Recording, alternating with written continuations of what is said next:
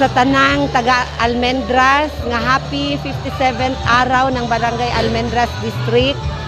Ug atol sa atong selebrasyon, atong gitunong ang pag-turnover o pag-blessing sa atong mga proyekto sama sa drainage construction nga nagkantidad kini og 1.5 M nga gikan mismo sa atong Governor Douglas Racagas. Ang drainage nga nahimutang sa F. Mata Street and Osmeña Street dinhi sa atong barangay.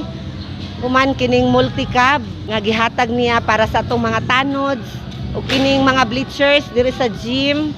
Tapos naay fencing o electrical sa atong barangay hall. Atol sad nga gipablessingan nato ang kining atong health center og ang kining atong MRF. Unya ang kining atong SK office o kining barangay office nga gihimo nato dinhi tungod kay ang atong daang barangay hall atong gigamit as quarantine area. So nagdali-dali ta og pahimo dinhi ang patubig nga worth 400,000 nga gihatag ni Governor Douglas Cagas sa atoa. Og daghan pang mga projects nga giblisingan karon, so ato na lang tanang gihurot na lang. Unya sa livelihood program nga worth 200,000. O naapoy tanod outpost nga unya among ipablessingan didto. Wala na lang mi naghapit didto kay highway man gud siya. Unya si Gov dako-dako na siya gibaklayan, maluoy nako. Ang akong mensahe dinhi sa atong barangay Almendras District nga padayon lang gyud ta sa maayong relasyon mga katawhan. Ug karon nga kining pandemya nga atong nahiaguman karon, dili nato himuon babag nga aron dili ta maglihok.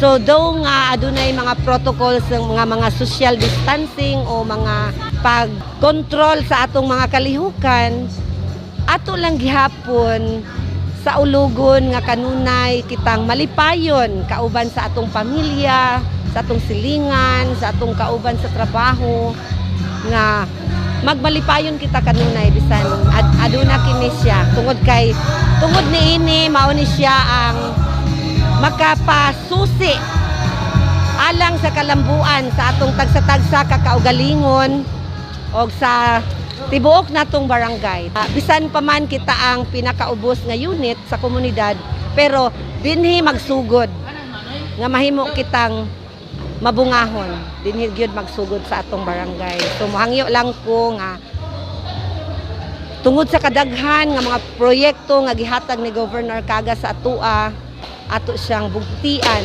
ato siyang makanunayon nga ihatag nato kaniya ang atong suporta o pagmahal tungod kay wala pa kitay gihangad kaniya, giadto giduso niya nga problema nga wala na sulbad.